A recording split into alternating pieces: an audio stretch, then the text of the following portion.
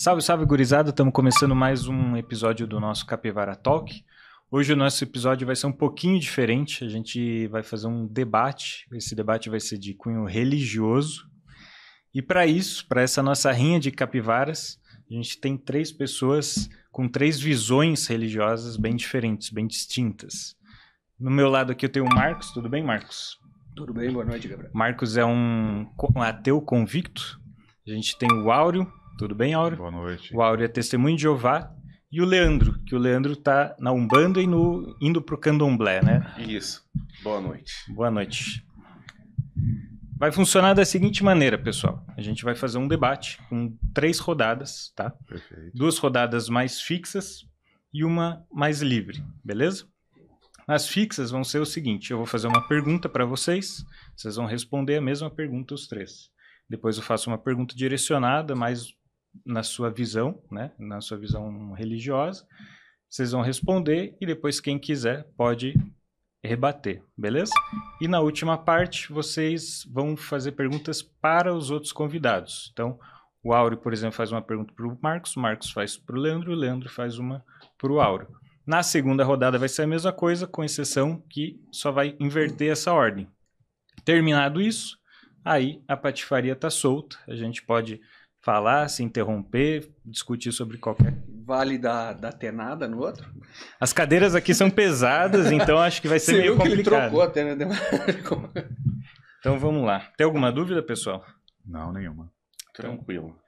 Então deixa eu começar a fazer aqui. Vocês, diante da crença de vocês, tá? E no teu caso, na tua descrença, como que essa crença ou a descrença, ela afeta o teu dia a dia? Como que ela influencia nas tuas escolhas, na tua resiliência da vida do dia a dia, nos percalços da vida? Quer começar, Marcos? Posso começar. Eu não acho que eu tenho uma descrença. Não crer em nada é crer que não existe nada. Então, essa é a minha crença, né? Como eu vivo o meu dia a dia baseado na minha... Eu acho que para mim a resposta é a mais fácil de todas. Eu vivo o hoje, eu vivo o prazer de usufruir das maravilhas do mundo, sofrer com as angústias, mas não regro minha vida baseado em que possa ter alguém lá em cima olhando, me observando e marcando no caderninho todas as merdas que eu faço. Acho que a graça de ser ateu é isso. As pessoas, às vezes, quando se fala que é ateu, essa palavra ateu também, eu creio que vem de um estigma quando você cresce dentro de uma religião, normalmente católica. A palavra ateu é um significado pejorativo e para mim não é que seja mais pejorativo do que fosse talvez ser de outra religião. Porque é uma outra religião, não é uma religião, mas é uma outra crença, né? Sim.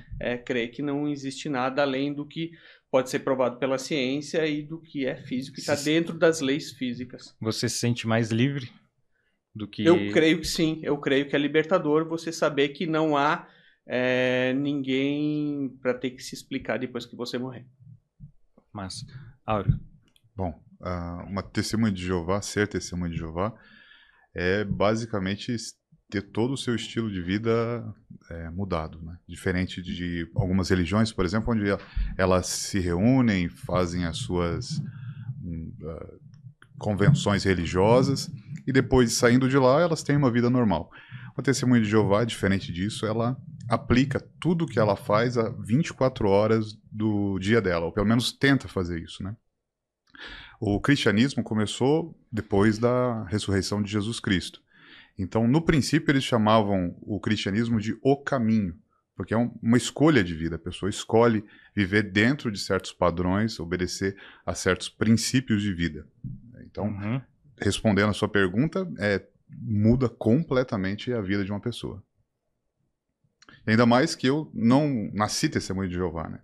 Eu posso dizer que eu nasci católico, então eu fui batizado, crismado, aquela coisa toda. E daí com 30 e poucos anos que eu comecei a estudar a Bíblia, e daí aliás, antes disso eu me tornei ateu. Né? Depois de um determinado ponto de raciocínio. Acho que ser ateu é um excelente bom começo. Porque você começa a perceber que você foi carregado até onde você estava por questões culturais. Se você nasce no Brasil, normalmente você vai ser católico, protestante, as religiões de raiz africana. Mas chega um momento onde você percebe que tudo aquilo, na verdade... Por exemplo, Deus existe? Eu me perguntei em um determinado momento, né? Eu respondi sinceramente para mim mesmo. Não, Deus não existe. Eu acredito nisso porque me falaram disso a minha vida toda. Mas sendo racional, não tem Deus. Daí você entra a investigar as coisas. Depois de investigar e estudar a Bíblia, eu concluí, não, Deus existe sim, e acho que esse é o melhor modo de vida. Legal. E aí, Leandro? Como que afeta o teu dia a dia, como que afeta a tua vida? No dia a dia, normal, assim, nós seguimos, tem Deus, a gente crê em Deus, ele é o Pai maior. Dentro da doutrina, da Umbanda, em Candomblé, a gente tem os orixás, as entidades, tem o lado mais africano, porque veio a parte de Candomblé veio trazida na época da escravidão. Tem a Umbanda, foi criada no Brasil lá em 1908 com o Zélio, e ele misturou o cristianismo, as raízes africanas do Candomblé e o cristianismo. Então, ele fez essa mistura e nós seguimos primeiramente a Deus, pensamos a Deus, sempre olhando o lado bom, sofrendo, mas pensando em melhorar, não errar, seguir o caminho certo do dia a dia. Na angústia você mentalizar bem, ou se você tem já iniciado, já tem um orixá de cabeça, você pede para ele acalmar você, ajudar, dar luz, pensa, mentaliza, me ajude aqui nesse caminho que eu não estou conseguindo. Aí vem por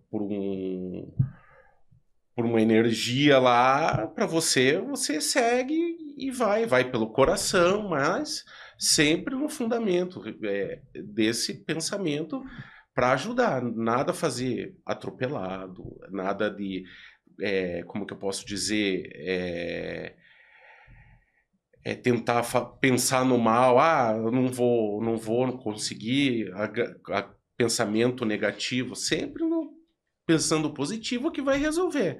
E isso você vai permeando todo dia, vai sempre seguindo esse caminho que, em teoria, para mim, no momento, tá servindo bem. Beleza. Vou começar com as perguntas diretas agora. Vou começar com o Áureo, já que antes eu fui com o Marcos. Áureo, você que é testemunho de Jeová, como que você compreende a relação entre o livre-arbítrio e o plano soberano de Deus, né? Uma vez que Deus já sabe o desfecho das coisas, já sabe o desfecho que vai acontecer, né? Como que você entende essa relação com a ideia de liberdade das pessoas? Então, na verdade, essa é a maior questão e é uma das que até afastam as pessoas de Deus. Se Deus existe, por que existe o mal? Daí alguém diria, é por causa do livre-arbítrio. Mas e os animais? Por que eles se relacionam daquela maneira? Por que um leão estraçalha um animal pequeno? Por que acontece essa competição? Por que todo o planeta é dessa forma caótica, né?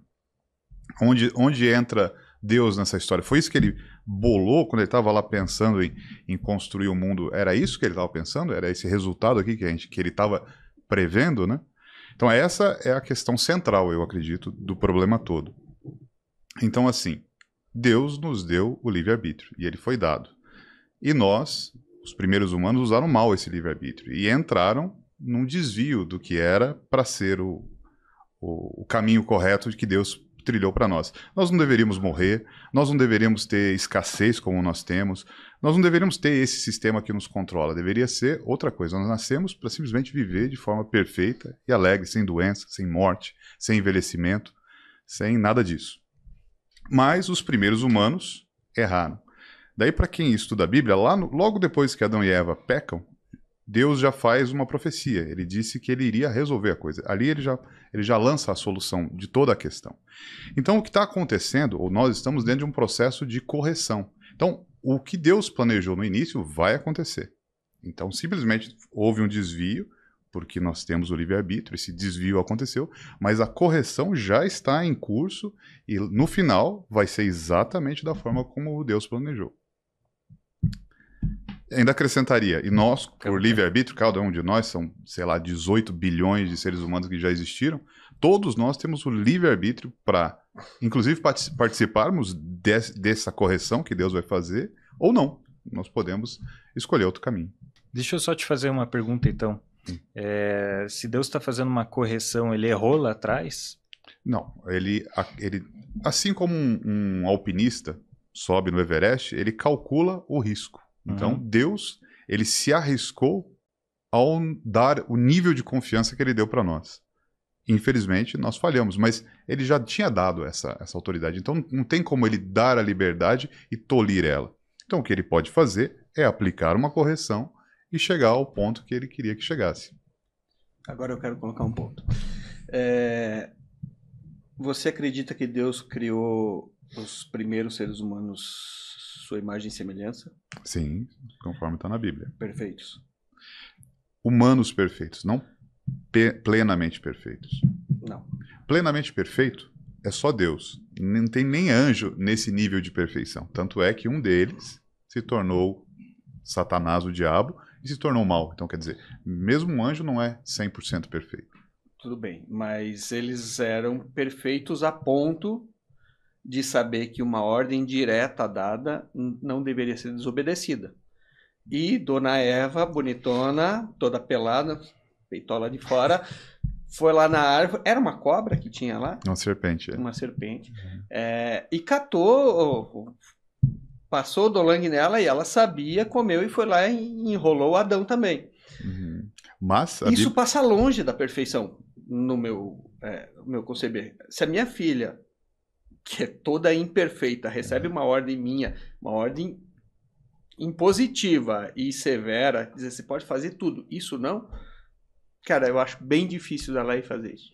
Suponhamos que a sua esposa quisesse fazer algo de mal e chegasse para sua filha e fizesse a cabeça dela. Não seria difícil para sua esposa. Porque a minha filha não é perfeita. Mas a questão é o que foi apresentado para Eva. Eva foi colocada diante de uma escolha. E ela escolheu, por ter o livre-arbítrio, essa outra coisa que seduziu ela. Que era ser igual a Deus. Foi proposto para Eva e aí se quebrou ser a perfeição. Igual a Deus. Por quê? A pessoa, o que é que diferencia, no meu entendimento, o que é que diferencia nós de Eva ou de Adão? Nós hoje precisamos, para a gente fazer certos raciocínios, a gente precisa fazer um esforço muito grande para fazer o que é certo. Se a gente vacila um pouco, a gente já faz o que é errado. Acho que eu até falei isso no outro podcast. Hoje, para respirar, a gente não precisa fazer nada, a gente só respira. A gente não precisa pensar nisso. Mas se a gente precisasse pensar para respirar, eventualmente a gente poderia morrer. Porque uma hora a gente ia esquecer, ou estar embriagado, seja lá o que for, ia morrer por não respirar. A mesma coisa, paralelo a isso, é fazer o certo. A gente tem que fazer um esforço, a gente tem que raciocinar. Mas eles não, eles faziam o certo automaticamente. Só que veio uma informação externa a eles e foi colocada para eles. Olha, na verdade estão escondendo de vocês aí uma coisa muito boa. Se vocês pararem de ser automatizados assim, de ter essas escolhas prontinhas, vocês vão ter coisas muito boas. Então foi uma informação que foi dada para seres que podiam pensar e escolher. Eu posso fazer uma pergunta? Fácil, fica à vontade. Porque eu não entendo nada de nenhuma religião de raiz africana, né? Eu já estudei, eu já fui católico, já tive algum contato com evangélicos, já estudei alguma coisa de espiritismo, mas eu não tenho ideia nenhuma. Como que é essa questão de onde nós estamos, de onde nós viemos, para onde nós vamos e onde nós estamos na visão do candomblé? Assim, é o caminho normal. Então, É a questão que nem foi colocado do livre-arbítrio. Você segue o caminho que você quer seguir. Só que você vai ter consequências lá na frente. Se você quer fazer o mal, você vai pagar por isso. Caminhando para o lado do bem, você só tem a ganhar. Sempre naquela de... seguir o caminho que você acha melhor para você, independente dos percalços que tiver no meio. Lembrando que você vai ter consequência de todos os seus atos. Legal. Leandro, os orixás, eles não determinam o destino das pessoas? Não, eles só dão o caminho. Eles só guiam. Só guiam. Ele não dá não chega assim, você tem que fazer isso. Ele vai por linhas tortas colocando nos trilhos. Ah, você não vai chegar assim, faça isso. Ele vai te guiando. Sempre. Como que ele faz isso? Quando você tá num terreiro, que você... Primeiro, você tem todo um processo, um processo de descobrir o teu orixá de cabeça. É o quê? É aquele que escolhe você. Ou é jogo de búzios, ou é jogar obi. Então, nesse processo, descobre quem que é teu orixá. Tanto na Umbanda quanto no Candomblé.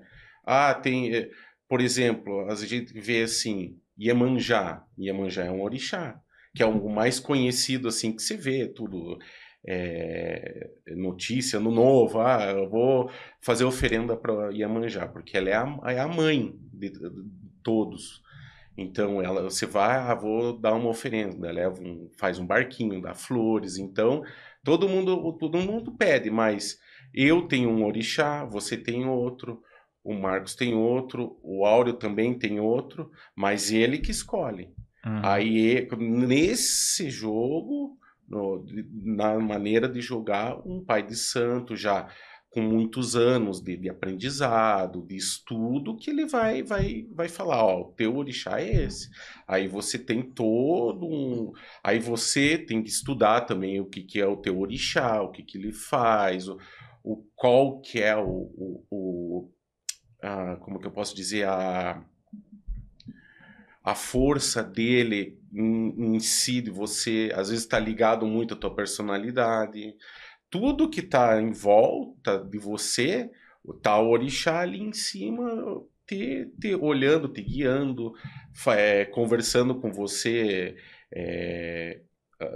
espiritualmente, entende? Daí que você descobre esse caminho. Mas as tuas escolhas são tuas e você arca com as consequências. Eu escolho, eu quero fazer o mal, é minha escolha. Só que eu tenho a consequência de escolher o mal. Eu vou pagar por isso. E o orixá fala, não faça. Não faça. Você, por teimosia, vai lá e faz. Só que daí você vem, depois que faz, tem remorso. Por que eu fiz isso? Por que eu não parei, respirei e segui o caminho certo? E é mais ou menos assim que segue. Entendi. E nessa consequência ali que você arca, numa consequência ruim, como que é a finitude do processo na religião da Umbanda e do Candomblé? O que acontece no fim, o que acontece depois? Assim, você passa tudo por um processo. Tristeza, remorso, nada dá errado na tua vida. Você começa dá errado no trabalho, alguma coisa acontece com você de saúde, alguma coisa da família. Começa tudo o teu círculo próximo a acontecer alguma coisa. Daí você começa a pensar, conversar, o que eu fiz de errado? Por que está acontecendo isso? Eu não fiz nada você pensa, não fiz nada demais. Mas a consequência é maior quando você segue nessa linha de pensar, atrelar a fazer a coisa errada sem ter uma consequência que não vá prejudicar só você, prejudica os outros que estão na sua volta. Beleza. Quer colocar alguma coisa, vocês? Eu tenho só uma curiosidade. Você estava falando aí que os orixás, vocês fazem oferenda. Isso em paralelo, então, você acredita que na época dos Incas e dos Maias eles tinham os próprios orixás, Deus Sol, Deus Lua? Eram os mesmos? Não existiam? Eles estavam errados, vocês estão certos? Qual é? Assim, visto historicamente, São povos milenares que se pegar historicamente, eles cultuavam os deuses deles. Apareceu lá, não, é o deus Sol, o deus da lua, da fertilidade, e eles cultuavam aqueles deuses. Quando veio desde a criação da Umbanda, que era o Zélio, quando criou a Umbanda, que misturou os três, que entra também o espiritismo do Allan Kardec, ele fez essa como que eu posso dizer, não divisão, é um sincretismo, juntou tudo. Aí pega uma parte da matriz africana, porque daí lá eles também tinham outros deuses, orixás, por exemplo, deles, e trouxe para a matriz, para o Brasil, através da escravidão. Daí o que ele fez? Eu peguei o parte do cristianismo, dos cristãos, daí tem os santos, tipo, tem um paralelo, os orixás com os santos, se pesquisar tem isso, mas não voltado ao cristianismo, e essa cultuação é baseada nisso. Você segue lá eles, na época, deu sol para vir fartura, colheita. A gente também tem os nossos orixás para cultuar como se fosse, não digo, eu digo como se fosse o nosso santo, aquele protetor nosso dali. Então fica numa mescla assim entre deuses, santos e entidades. Tá, deixa eu tentar ser mais claro para o sabonete não rolar de novo. Os deuses incas e maias eram reais na tua crença, porque o teu orixá é real, ele existe. Eles eram reais ou eles estavam errados? Eles estavam cultuando coisas que não existem? Para eles, sim. Não, para você. Para mim, eles estavam certos estavam e existem. Certo. Então existem ainda os deuses em algum canto que ninguém mais está cultuando, estão jogados no escanteio lá. Sim, com certeza. Tá. Gabriel, existem pontos em comum. Não é difícil conseguir encontrar pontos em comum. Por exemplo, Deus é bom. Deus é bom. Quem disse? Não. Eu tô só encontrando pontos em comum. Morreu, acabou. Morreu, acabou. Então, veja, nós concordamos aqui e nós concordamos aqui. Então, é fácil encontrar pontos em comum. Eu lançaria uma pergunta para todos nós, me perdoe. Existe certo e errado? Existe certo e errado? Existe certo e errado? Existe... desde que há convenções de certo e errado, né? A gente estabelece o que é certo e errado, eticamente, para construir uma sociedade melhor. Então, daí melhor. Melhor a gente já está dando valor para a coisa, mas se for esse melhor, então é dentro de objetivamente existe algo que é melhor, que é bom. Existe o que é bom e existe o que é mal. Você quer colocar em termos... Termos absolutos. Absolutos? Ou seria bom e ruim? Porque o mal já remete para uma coisa quase sobrenatural. Assim. Tá, pode ser. Pode ser, uhum. Claro. Okay. Você sorrir é bom e você levar um soco é ruim. Perfeito. Com certeza, existe o certo e o errado. É que essa base eu acho interessante, porque tem algumas pessoas que acreditam que não exista o certo e o errado, né? Porque daí, por exemplo, de repente a gente pode até nos criticar. Estou fazendo o que é certo. Uhum. Ser uma testemunha de Jeová é bom? É ruim? Né? Se existe o bom e ruim... A dualidade. Nós estamos mais próximo do que, né? Queria te perguntar, por que para você Deus não existe? O ônus da prova tá quem acha que ele existe. Porque eu acho que ele não existe, aí vai ter que remontar na minha história de vida, tá? E só vale pra mim. Eu sou um ateu não praticante, tá? Eu não quero convencer ninguém a ser ateu ou ficar achando que a pessoa ateia, ela tem conhecimento maior, mais desenrolado do universo, de como as coisas funcionam. Acho que não existem pessoas boas e ruins ateias, existem pessoas boas e ruins religiosas, pessoas inteligentíssimas religiosas e umas antas ateias.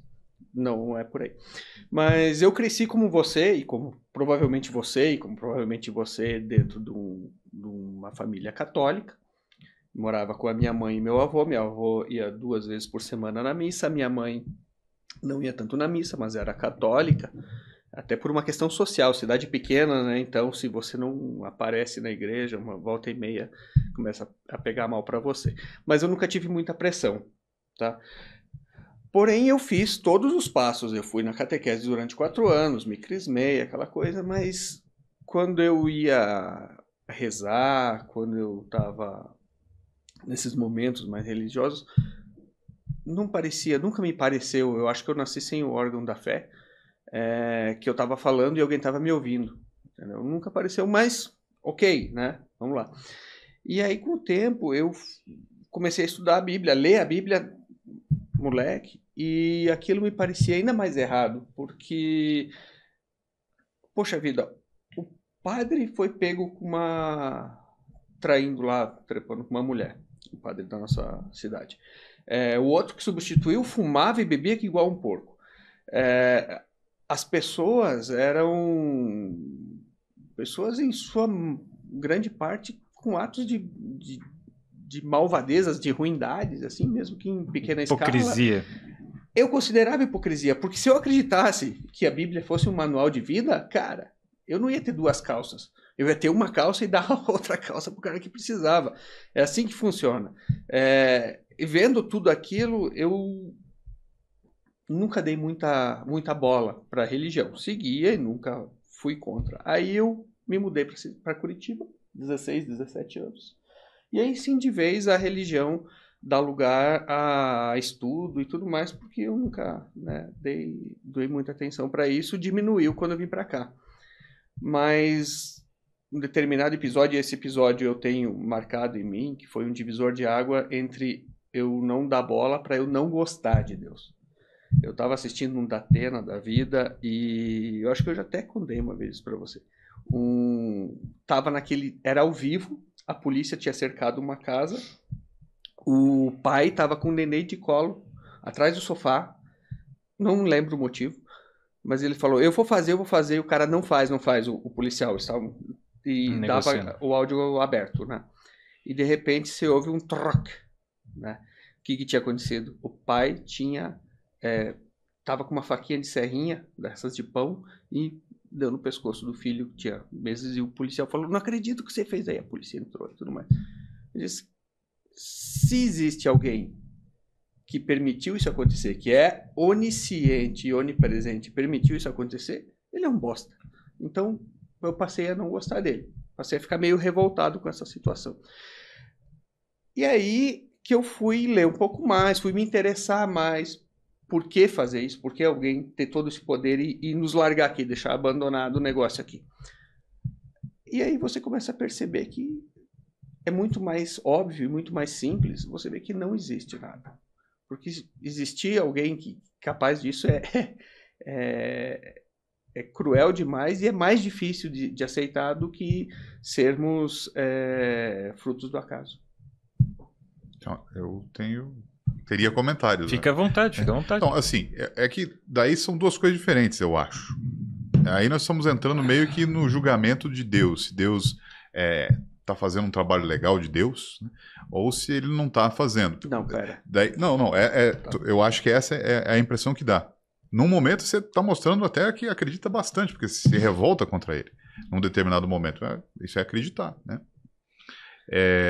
A questão, daí, se a gente for para Deus, eu acho que é mais assim. Eu acho que essa é a base.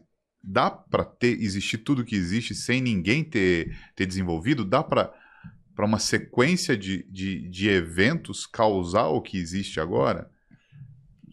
Estatisticamente, enfim, as evidências empilham que não dá. Vamos lá. Não, eu acho que eu falei, né? Eu tive um momento de uma raiva, de uma revolta com o divino, e depois não, eu fui entendendo, fui passando a prestar mais atenção, e aí eu vi que A resposta é não existe, a gente é fruto do acaso, tá? E você vai vir com essa pechazinha de a gente não consegue explicar as casualidades e legal, a ciência não explica tudo, a gente Não é que não dá para explicar, é que se a gente faz cálculo probabilístico, a conta não fecha. probabilístico. Sim. Da nossa raça. Só que daí você não explica isso. E você acha uma solução mágica. E eu não consigo aceitar essa solução. É o contrário, na verdade. Você querer que tenha vindo à existência o que existe sem ninguém na base da sorte, isso seria mágica. Tá. Porque você esgota a probabilidade do universo, dos átomos do universo, você não tem a chance de montar se não me engano, uma proteína, por acaso. Espontaneamente não dá para montar uma proteína. Imagine uma célula, imagine um ser humano, imagine a coisa toda. Veja, eu não quero explicar, porque ninguém consegue explicar o mundo, o universo. Mas se você explica que não dá, e aí você arranja o argumento de que tem um fantasminha que sempre existiu, e você não explica de onde saiu o fantasminha que sempre existiu, que é Deus. Então, é que no meu entendimento... Ele sempre existiu, daí morre por aí o papo.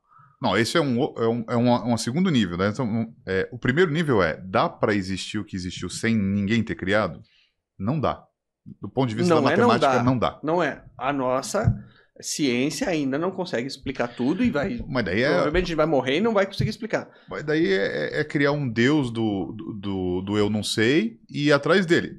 Até onde eu sei, as descobertas científicas se baseiam no que você tem de conhecimento. Né? Isaac Newton foi lá e conseguiu o que ele conseguiu com o conhecimento que ele desenvolveu. Veio, sei lá, Einstein, usou o conhecimento de Newton, elevou o nível. Então é assim que a gente tem que ir construindo, com base no que a gente sabe. Com base no que a gente sabe, não dá para ter sido por acaso. Mas a ciência não se propõe e nunca bateu no peito e disse eu sei tudo e o que eu não sei é porque não é. Não, a gente não consegue explicar algumas coisas. A gente não consegue ir até o final do universo, se é que tiver final. Não consegue nada. E não dá para explicar Deus.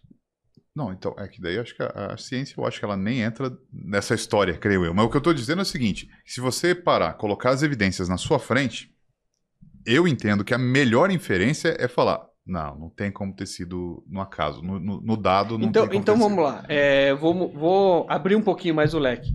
Entre acreditar que existe Deus, eu prefiro acreditar que a gente é uma experiência de um alienígena. Pode ser, isso é razoável. Alguns cientistas estão considerando a possibilidade de nós sermos uma simulação. Simulação, exato, um Matrix. É mais provável ser uma simulação do que não ser. Isso. Por quê? E aí Por quê? chega na matemática. Mas Sim, então, não, mas por que as pessoas acreditam nisso? Que é mais fácil ser uma simulação do que não ser? Justamente por causa da probabilidade. Sim. Não tem. Tanto é que a tal da teoria da evolução, ela patina pela falta de dados e as pessoas preferem colocar a origem da vida vindo da panspermia, vindo de outro lugar, jogar o problema para lá do que encarar o fato de que não tem como surgir vida com átomos ficarem enlouquecidos e dar origem à vida. Não tem como fazer isso. Ok, mas aí você explica, vamos na teoria do alienígena, explicaria muita coisa, explicaria a gente tá se fudendo aqui e ele tá cagando para nós. Perfeito, né? perfeito. Aí matou essa. Mas e quem criou o alienígena? Você só passa de nível. Não, tudo bem. O ponto é, o universo, ele foi criado ou não? Para mim, tá muito mais razoável falar que foi criado. E daí, esse criado, eu considero que seja Deus. Tá? Pode ser uma pessoa má, pode nem ser pessoa, pode ser, seja lá o que for, okay. Dá a impressão que é uma pessoa por causa dos traços de inteligência. O DNA, ele é informação de quantidade exorbitante e é um código inteligente. Então, não existe nada surgindo de forma inteligente que não tenha sido criado por outra mente inteligente. E o que criou essa outra mente? Daí a gente fugiria da nossa capacidade de compreensão e das leis da física. Então, daí a gente pode ir para as pessoas que já falaram sobre isso.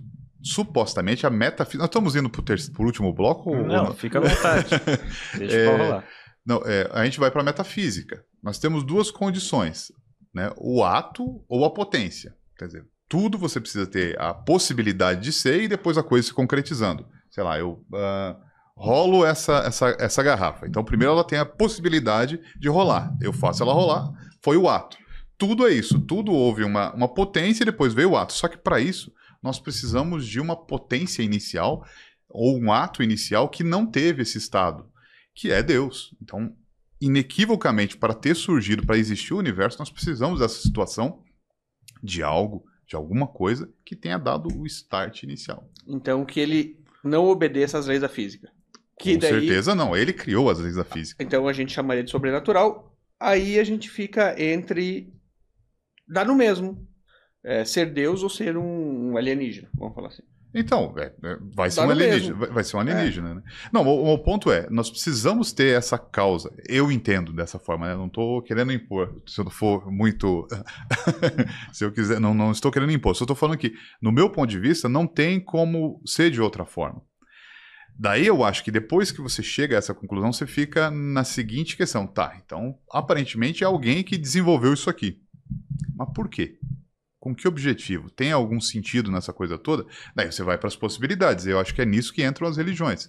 Cada religião oferece uma proposta de resposta.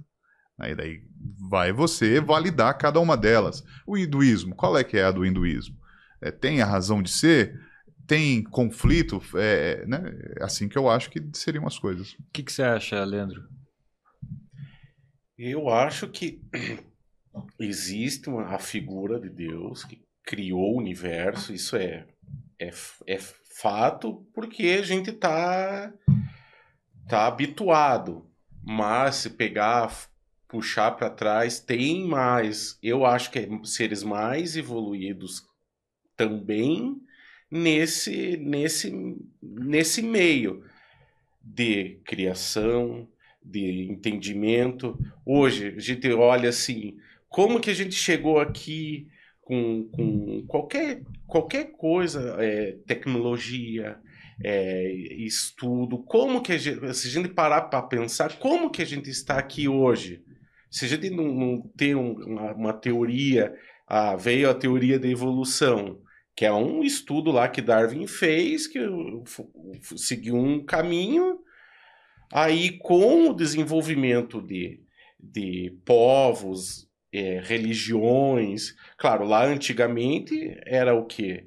O cristianismo pós Jesus Cristo, e fora os outros povos lá, tipo os gregos, o pessoal do Oriente Médio, que cada grupo cultuava seus deuses. Eles, na época, acreditavam que aquilo para eles era era o certo, era o verdadeiro. E eles buscavam eu acredito que também pensavam, por que estamos aqui? Quem que fez eu ter essa roupa, plantar na data certa? Alguém falou, alguém foi evoluindo para chegar nesse resultado. Foi tudo conduzido, você diria? Tudo conduzido. Tem, tipo, não é uma receita, não digo receita de bolo, mas através da evolução. Não, você acha que não é empírico o processo? Não. Porque eu acredito que não, porque antigamente pega assim, o cara tá lá, não vem estudando, o estudo chega até um limite. Mas para chegar nesse limite, alguém anterior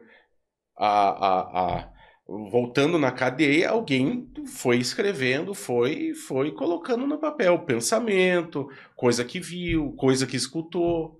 Aí depois aquilo lá se vira uma raiz, né? Vou ver, vou testar se isso é verdadeiro. Se não for verdadeiro, então é falso. Esse daqui é o caminho mais certo. É mais plausível seguir esse caminho. Entendeu? É mais ou menos isso. Entendi. Eu tenho uma pergunta pro Leandro. Leandro, existe livre-arbítrio? Sim. Sim, total. Total. Você sempre existiu ou você nasceu faz pouco tempo? No plano terreno eu nasci há pouco tempo. Mas o meu espírito estava aí já desde passados. Entendi. Se você quiser deixar de existir. Aí eu saio desse plano e vou para outro plano. Não, deixar de existir. Não, daí não... Então você não tem esse livre-arbítrio? Não tenho esse livre-arbítrio. Então, acho que não temos o livre-arbítrio total. Isso é uma questão que me deixa curioso, que é a questão espírita da coisa, né? por que caralho Deus faz a gente voltar pra ser melhor, mas esquecer tudo, porra? Com certeza é alguma coisa que você tá pagando, não digo. Mas como é que eu vou Hoje. pagar se eu não sei o que eu fiz, cara? Mas então, você Eu sou um bosta. é um espírito. Você vem quando é concebido, isso no meu entendimento, isso você vai em estudo, você é concebido, esse é teu espírito. Aí você vai crescer, vai evoluir, só que o que eu li e que eu vi de viver, de falar, não na Umbanda, que a minha namorada era espírita, eu ia com ela no centro espírita e a dirigente falava, a gente vem para evoluir. E às vezes tem pessoas que tá saindo desse plano para outro e reencarna para pagar coisas de dívidas do passado. E não séculos, milhares de anos. Deixa eu só apertar Agora ficou bom. Então continua. Não, continua. Não, eu só vou colocar um pouquinho mais o dedo. É tudo pelas ideias, tá? Tudo aqui estamos pelas ideias. Não vamos. Bom, ficou claro que não existe livre-arbítrio, né? Quer dizer que a vida, a condição de vida de uma pessoa que Na concepção dele não existe livre-arbítrio. A vida é uma maldição. Você é amaldiçoado a viver forever and ever. E talvez esquecer seja uma bênção. Porque daí você dá um reboot no negócio. É um toquezinho de bênção ali pra você esquecer. Assim, eu acredito que não, porque você ter o livre-arbítrio, eu digo para você tomar suas decisões. Então, aí, se você vai lá e faz coisas boas, vai ter um julgador. Esse julgador que vai definir se você reencarna para continuar pagando e você entender o caminhar, digamos assim, ou você vai para um plano e fica lá. Então, mas o que eu estou propondo é que, nessa visão, você não tem livre-arbítrio total. Você não tem a possibilidade de chegar para Deus e falar, Deus, seguinte, ó, gostei do negócio de viver, interessante isso aí, tá? Mas fecha a minha conta aí, eu não quero mais não. Pode passar a conta aí, não quero mais. Nesse sentido, não. Então, daí eu considero que isso é você não ter um livre-arbítrio total. Livre-arbítrio mesmo. Mas peraí, na tua religião também se fala que Deus vai uma hora chamar a tigrada que tá morta e volta todo mundo aí e vão festejar. Mas você pode falar não quero? Você pode falar. Daí ele deleta, tipo. Não, daí você vai morrer, né? Você pode falar, não quero. Então tá bom, não, mas peraí. Pra você, se eu morrer, acabou. Acabou. Mas no dia do Judgment, no Judgment Day, a gente volta. Então não acabou, mas pero no mucho. Não, mas não é só uma parte que volta? Qual a de cima de baixo? Como assim uma parte que volta? Não tem lá aquele lance dos 10 mil não, e tal? 144 mil que vão pro céu, o resto fica aqui. Ah, tá. Vamos misturar ali o negócio. Não, veja. Nós somos frutos do erro de Adão e Eva. Então, assim, nós estamos padecendo como os animais, como tudo. Tudo está jogado à vergonha. Então, vai chegar uma hora que as pessoas... Vamos considerar... Tem aquela velha clássica dos evangélicos. Os evangélicos acham que os índios que viveram em 1400... Pelo menos era assim, não sei se hoje é assim ainda, tá? Eles acham que essa pessoa nunca vai para o céu, não vai ser salva, porque ele não conheceu, ele não aceitou Jesus. Ele não teve a oportunidade de falar, eu aceito Jesus. Então, ele não iria para o céu. E isso cabe também para os católicos. Então, que não foi batizado. Isso, exatamente. Então, acho que também cabe. Inicial, né? Mas eu acho que sim, um dos papas falou alguma coisa a respeito disso. O cara isso. Perdoou. Eu acho perdoando bastante coisa, né? Porque tá perdendo voto. Eu acho que um dos papas resolveu esse problema. Mas, assim, na minha concepção, Deus vai ressuscitar todo mundo. Todo mundo vai ter que entender claramente a situação. Né? Se hoje eu estou falando e considerando que eu estou falando a verdade, uma hora todo mundo vai ter que entender claramente essa verdade. Tá, eu preciso ser lúdico na minha cabeça ateia. Tá? Morreu todo mundo. Todo mundo. Tá morrendo daí, sei lá... 18 bi. 18 bi, então já é pra ser já, porque daqui 2 anos já não vai ser mais 18 bi, vai ter 20 bi. Não, 18 bi total, né? Até agora. Até agora, então vai acontecer o rolê logo. Por você. Depois nós vamos falar disso também. Tá bom. ele vai chamar todo mundo, vai. Levanta, e aí vai falar, cara, você quer continuar agora aqui que acabou, ou você quer que eu te delete? É isso? Eu acredito que não vai ser necessário esse ou você quer ou não quer, Ele né? decide. Não, vai ser parecido com a época de Adão e Eva. O dispositivo para Adão e Eva continuar ou desistir era a fruta. Você vai lá, come a fruta, você desistiu. Você morre. Você deixa de existir. Não, mas, de novo, tem que ser lúdico. Meu avô morreu já em 97. Ok. Tá. Daí Vai ter o dia do julgamento. ele volta. Ele volta. Daí ele Então vai tá. entender a coisa toda. Vai... Entender? Então, né? Agora Deus vai contar o porquê ele fez toda a merda errada que ele fez até hoje. Ele já contou. Né? Tá lá na Bíblia. Vai explicar novamente. Ó. Então, aqui, ó. Criou Adão e Eva e tal, mas ó, agora... Mas vai ser... Mas ele não contou a parte como vai ser. Tá tudo lá. Tá tudo lá. Como vai ser. Como foi, como é e como vai ser. Tá tudo lá. Vamos lá. E aí, então ele vai entender de novo, porque já deveria ter entendido antes de morrer, né? E aí ele vai poder escolher não fazer parte do lance. Isso, mas deixa eu só fazer um comentário. As pessoas não sabem, tá? Se tá tudo lá, não sabe porque não quis. Quando uma criança morre, por exemplo, alguns religiosos falam, mas isso foi a vontade de Deus. Tem gente que fala. Tem gente que fala que a morte é uma ferramenta de Deus para corrigir as coisas. E lá na Bíblia está claramente dito, a morte é um inimigo que vai ser destruído. Então, assim, as pessoas não sabem a verdade. Você concorda comigo? Não sei se você faz coro com esse pensamento. Se levar ao pé da letra aqui, foi a vontade de Deus que o cara morreu de câncer, da mesma forma foi a vontade de Deus que o câncer foi pro cara matar o cara. Então, não foi da vontade de Deus. Sim, não foi as duas coisas, ou foi as duas. Não, nada disso. A vontade de Deus está sendo feita na Terra? Não. Nós não estamos sob o controle de Deus. A Bíblia fala claramente que nós estamos sendo controlados pelo Deus desse sistema, pelo Deus desse século. Como o diabo. Tá. Ele mesmo. Mas, tá, então vou entrar na tua de novo. E por quê? Porque o quê? Porque o cara tem... Cara, o cara tem a queijo, a faca, dono da bola, então por que ele deixa rolar essa merdarada toda aqui? Então, tá acontecendo um julgamento, né?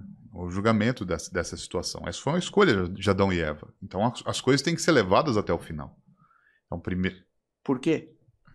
Porque é uma escolha. Deus não pode dar a escolha e depois falar, eu te dei a escolha, você escolheu, mas eu vou arbitrariamente resetar o negócio aqui. Não dá. Marcos Aurélio não escolheu nada. Marcos Aurélio? Tu. Eu. Pensei que você era o Quem imperador. escolheu foi os caras lá atrás que eu não tenho nada a ver. Por que eu tô pagando?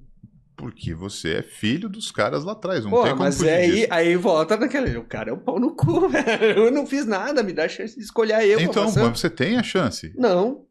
Por isso que ele mandou um resgate para o mundo. Para que... Por que é que Jesus morreu? Por que Jesus morreu? Por que tinha que vir Jesus e morrer? Olha eu aqui, tô até suando aqui, tô pregando aqui. Cara, por um capricho de Deus, porque ele poderia ter feito assim, que nem o Thanos. Não pode. Por que não pode? Então, essa é uma outra questão básica que vai dentro dessa questão da verdade. Deus não pode tudo. Aí ele vai vir com aquela. Ele não pode criar uma pedra que ele não consegue carregar. Isso, ele não pode subverter, ele não pode mentir. Deus não pode mentir. Por que não? Porque senão ele perde... eu imagino, é uma expressão que eu uso, minha, né? Ele colapsa, porque ele deixa de ser Deus, velho. Se ele vai lá e perverte o que ele mesmo está fazendo, ele colapsa. Se ele constrói a tal pedra que nem ele consegue carregar, ele está demonstrando, no mínimo, que ele não tem capacidade de controlar o próprio poder dele. Ou a gente não consegue entender que ele consegue criar uma pedra que não consegue carregar. Que ele... Né? A nossa limitação racional é... Não, eu entendo que a mente de Deus é muito maior... Existindo Deus, que a mente dele é muito maior que a nossa, mas eu não acredito que ele vá fugir da lógica básica que nós temos, né? Porque ele nos deu essa lógica, né? Então ele ser do ponto de vista da lógica diferente, eu não consigo conceber isso. Nós somos um experimento de Deus? Não, nós somos filhos de Deus.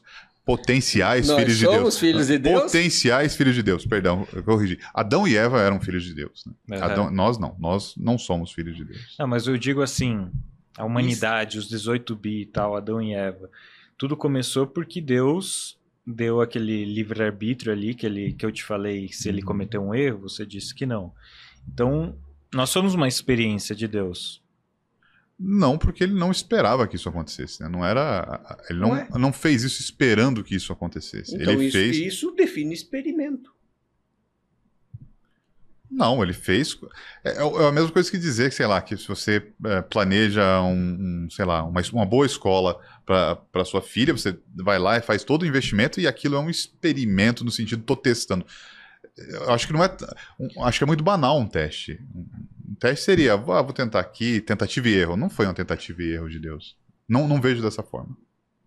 Tá, mas ele não vai apagar a coisa para fazer direito? Justamente por isso. Ele tem que dar toda essa volta justamente porque ele não pode ir lá e resetar a coisa toda. Do ponto de vista de poder, eu acredito que sim, mas ele perverteria tudo. Ele não precisa... Pra quem que ele tem que dar explicação do que ele tá fazendo, cara? Exatamente. Pra ninguém. Pra absolutamente ninguém. Só faz! Então, mas do ponto de vista do sofrimento, considerando que ele não fez a escolha, quem fez foi Adão e Eva, e todos vieram sofrendo, ninguém sofreu mais do que uma vida. Todos nós sofremos uma vida só, por mais que tenha sofrido. Bom, pra mim é bastante coisa, porque é a única coisa que eu tenho... Tá, mas comparada a uma eternidade, não é nada. Mas e por que temos que sofrer essa vida?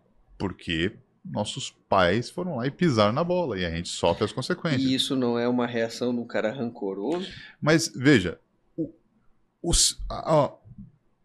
a existência tá aqui, ela tá posta. Por exemplo, se eu for e pegar uma doença e tiver um filho, meu filho vai nascer com uma doença, se for hereditária. E não é culpa de Deus. Fui eu que fui lá e fiz isso. Ele não tem nada a ver com isso. Deus escreveu o DNA. Sim, mas quem ele foi... falou, então, se você fizer uma cagada, vai passar pro outro. Ele já estava sabendo do rolê. O cara quer o caos. Não, ele não acredito nisso. Isso tem um pouco a ver o que você está falando com o que o Leandro fala. Que passa, né? Você volta e reencarna, e daí você não fez nada, mas os teus antepassados fizeram, sei lá. Eu tenho um amigo, cara, que vai nessa... Esse foi bravo. Esses tempos ele não foi lá trabalhar, ele falou que ele estava numa microfisioterapia. Vocês já ouviram falar disso? Deve ser uma... O cara pega, ele falou, faz assim, ó, no braço do cara, charlatanismo, no braço do cara e... Opa, porque o cara falou que estava com dor. Aqui... Lá na época do rei Arthur, você era um cavaleiro e você levou um golpe de espada e isso fez uma cicatriz e até hoje está reverberando. Daí não sei o que o cara faz, acho que entra na reza e... Você acredita nisso? Mas é o fundamento. Barbaridade. É o fundamento. Você... O que faz? Vai lá, morreu. Morri. Você vai, teu espírito vai para um plano espiritual. Vai para um plano espiritual e fica lá. Se você encarnado evoluiu, a tua dívida pode ter sido zerada, ou você ainda continua com a dívida e vai lá, você tem que voltar porque você não entendeu ainda o processo. E pode ir N vezes, até você chegar, não, agora evoluir espiritualmente totalmente, que eu vou lá para um plano que eu não vou precisar mais voltar. Eu tenho duas perguntas. Hein? Então, a primeira pergunta, de novo, no meu modo lúdico, né? Modo quinta série ligado. Quando eu tô Gasparzinho, eu sei de todas as vidas que eu entrei. Tipo, eu entrei nessa aqui, eu fiz a cagada, nessa eu dei uma consertadinha, nessa eu caguei de novo. E quando eu morro, então, estou fantasma, estou espírito, eu lembro de tudo. Daí Deus fala, cara, se cagou de novo, volta lá e conserta. Daí aí ele reseta a tua memória só isso. Por um toquinho de crueldade, assim, um requintezinho dele. Isso. E aí, quando acabar, eu virei um perfeito mais que Adão e Eva, porque eu não comeria maçã nesse momento, né? Mais perfeito que Adão e Eva. Não tem como errar daí mais. Aí você já evoluiu espiritualmente. Daí você já tá livre de todas as Não volta mais pra Terra. Não volta mais. Vai pra Saturno? Não passa por outro. Você fica lá no plano espiritual. num lugar que E é mais gostosinho, assim? O que aí já tem não de sei bom? como é que é. Nesse sentido, você fica num plano espiritual, num lugar bonito, num negócio que não é a terra. Convenham, deve ser chato pra caralho esse lugar, não é? Deve ser um lugar legal, que não tem guerra, não tem paz, tem tudo que se precisa a viver, o teu espírito viver ali. E uma hora acaba, Leandro, tipo assim, o indivíduo vai, o Marcos, por exemplo, atinge lá o plano, Nirvana. né? O Nirvana, e fica lá no plano. Vai continuar, uma hora todo mundo vai chegar nesse plano espiritual e acaba o mundo terreno? Quem evoluir, quem tiver evoluindo e chegar ao ápice, fica lá. Enquanto tiver pessoas não, espírito na questão de evolução, vai ficar tipo um loop eterno. Não surge espírito novo? Não. E Deus não jubila o cara, não enche o saco para. Você é burro demais, cara, você não sai. Não, porque ele fica. A lição é: você não aprendeu, volta tudo. E você volta sempre como um ser humano ou às vezes como uma pedra? Pedra não, porque daí você tá fudido pra sempre. Não, né? aí você é colocado em algum lugar. Ah, mas não necessariamente você é ser humano. Aí não, Você volta e voltar um cachorro. Aí eu já não sei precisar dizer, mas volta como. Se volta, o teu espírito é jogado. Vou fazer uma colocação. Perdão. Isso daria praticamente para dividir todas as religiões de um lado e Testemunho de Jeová do outro. O que é? As pessoas, todas as religiões acreditam que de alguma forma o Gasparzinho ele sobrevive. Que existe alma. Então, a palavra. Daí a gente entra no significado da palavra alma lá do hebraico, de onde foi usado, que daí acho que não seria o caso de entrar nisso aí, né? Mas é o Gasparzinho, vamos chamar assim, o espírito. Porque tem o espírito, tem gente que chama de alma, né? Então o Gasparzinho. Então, a Testemunha de Jeová entende que isso não acontece. O que aconteceu? A serpente chegou para Eva e falou: então, sabe essa não acontece fruta? da evolução, você diz, do espírito? Não, então, tava lá Eva, chegou a serpente e falou para ela: olha, tá vendo essa fruta aqui? Você sabe que se você comer dela, você vai ficar muito bem. E ela fala: não, no dia que eu comer dela, eu vou morrer. Ela fala: não, você não vai morrer, não. Você não vai morrer. Na verdade, você vai se tornar igual a Deus. Então essa foi a proposta da Eva, né? Da serpente para Eva. E na minha opinião, as religiões repetem isso em coro, que é a coisa que não morre. E na verdade, nós fomos feitos para morrer, caso a gente deixe de viver. Eu acho até estranho isso. A pessoa morre, mas ela continua vivendo. E acho mais estranho ainda quando a pessoa usa, por exemplo, a palavra ressuscitar. Isso católicos usam, evangélicos usam. A única possibilidade de você ressuscitar é se você estiver morto. Ressuscitar é suscitar novamente, ou seja, é voltar a viver. Então, se uma pessoa, eles acham, a crença, né, que a pessoa está como o Gaspar em algum lugar, mas aí por algum motivo ela ressuscita. E daí, nesse caso, volta a ter um corpo. É que ela reencarna, né? Ela não ressuscita. Então, é diferente. Algumas religiões sim, outras não. Outras acham que a pessoa ressuscita um ser espiritual, que daí é mais estranho ainda, porque daí ela tá espírito e ela volta a viver espírito também. Enfim, mas é só separando isso, né? Uma Testemunha de Jeová acredita que nós somos o que nós somos, esse amontoado de carbono que a gente é, ponto. E só isso, na minha opinião, é muita coisa. Mas aí fica mais difícil de entender para quem não é, talvez, um fanático religioso, aficionado, estudante como você. É mais fácil de compreender a questão de separar alma e corpo. Para ter uma unidade, e aí quando vier o tal do julgamento, Deus, ou de forma física para aquela alma ou não, um bando de alma.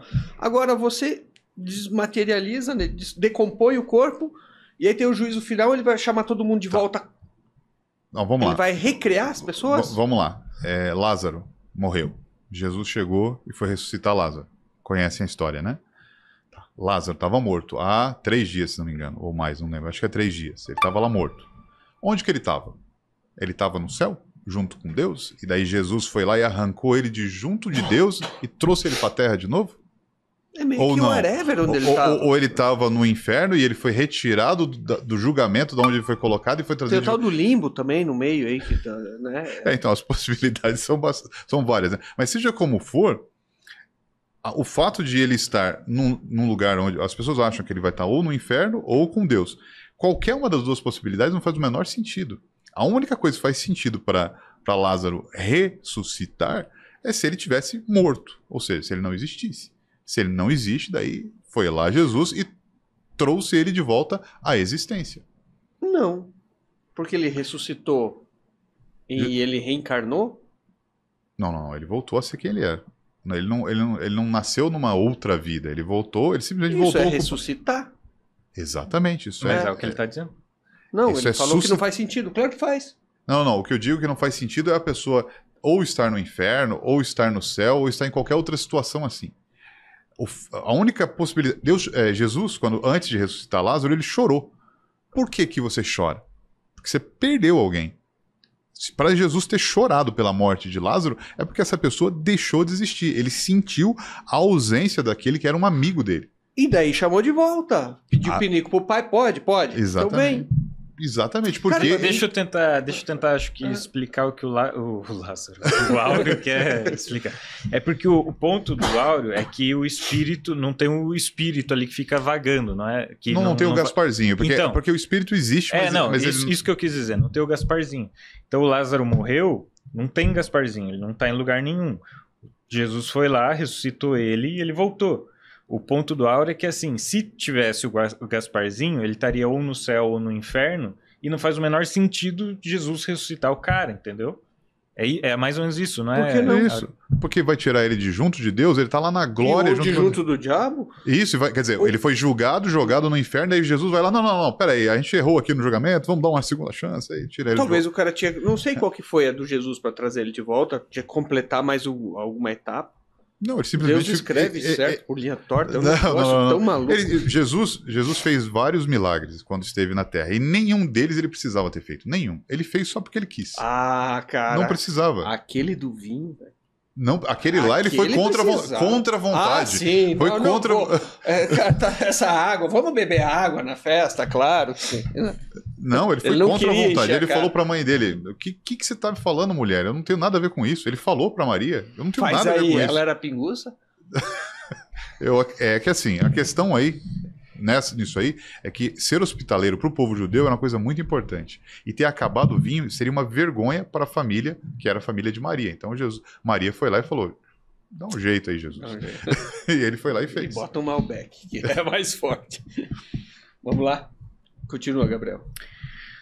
Leandro, você estava falando ali dos espíritos, né, da evolução que vai fazendo, e para vocês esse equilíbrio entre o mundo espiritual e o mundo material é muito importante. Muito né? importante.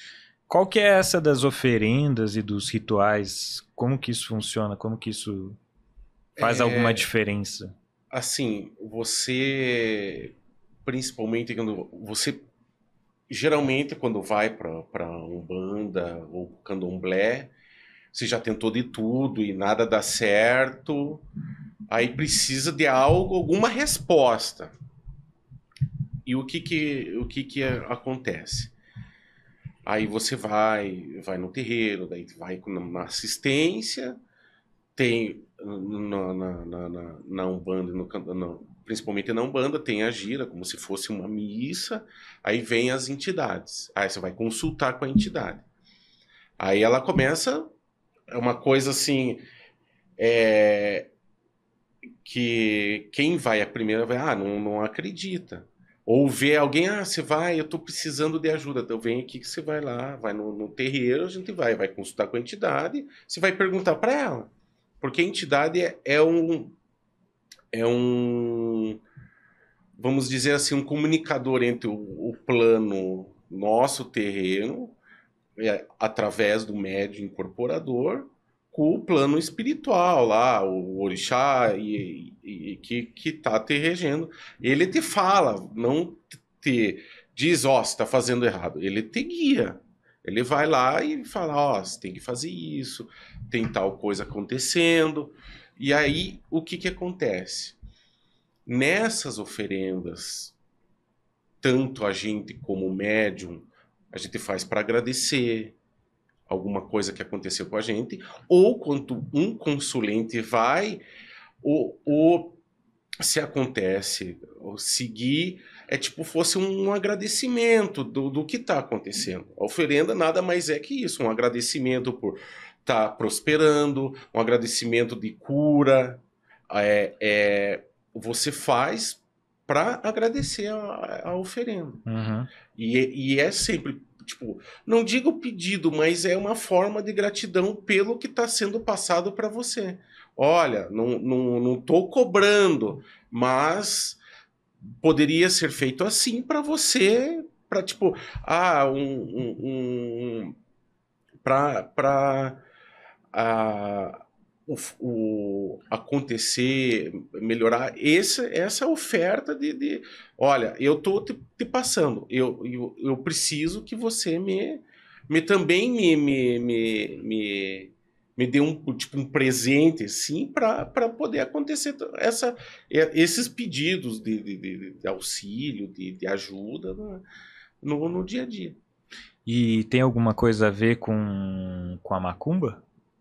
Aí já entra em outro ponto, que entra como um termo pejorativo. A gente Macumba é um termo pejorativo. Para a gente é um termo pejorativo, porque sempre foi falado, tem certo ligado a macumba, é um instrumento rítmico africano, aí vindo dos escravos, daí eles se juntavam, daí tinha música, então na época não tinha muito conhecimento, falavam, estão fazendo alguma coisa, daí chegava a macumba. Uhum. Na verdade, para a gente é um termo pejorativo. Uhum. E macumba, eu falo, vamos para macumba, porque a gente vai lá, vai cultuar nossos orixás, as entidades, e para nós tá tudo bem, damos risada, vamos alegres, com muito amor no coração. Mas a macumba em si não existe. Não existe, é só um termo que é usado de forma pejorativa.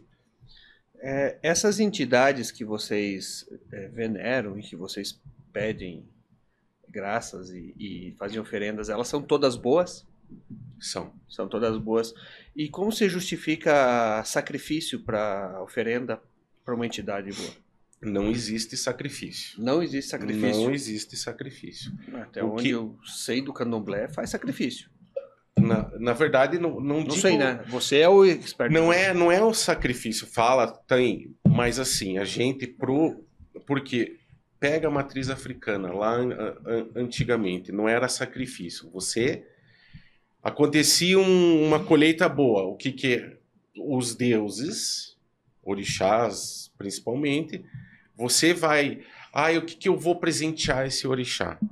E lá no passado, o que comiam? Era parte de vegetais, parte de leguminosas e os animais, que eles eram o que tinha, que eles comiam. Então não é um sacrifício, porque não faz o bicho sofrer, não deixa confinado, estressado, não tem esse negócio de sacrificar. Porque se fosse assim, pensar em sacrifício, a gente não comeria carne. Entendi, mas vou trocar a palavra. Matam um animal e isso dão como oferenda para como se fosse um agrado, alimentar a entidade, um presente de alguma coisa que aconteceu. E agora uma curiosidade, uma galinha normalmente, né? Você deixa a galinha lá num lugar, no outro dia volta, ela sumiu, a entidade comeu ou tá lá? Não, tá lá, porque é feito assim, tem todo um processo de fazer como que a gente chama de alimentar a entidade. É feito, existe o corte, e nesse corte o que é? É feito todo um procedimento, é tirado o axé do bicho, que daí passa por cozimento, tem todo de pena no bicho, aí faz o padê e deixa para a entidade ele comer, o espírito comer, ele fica ali.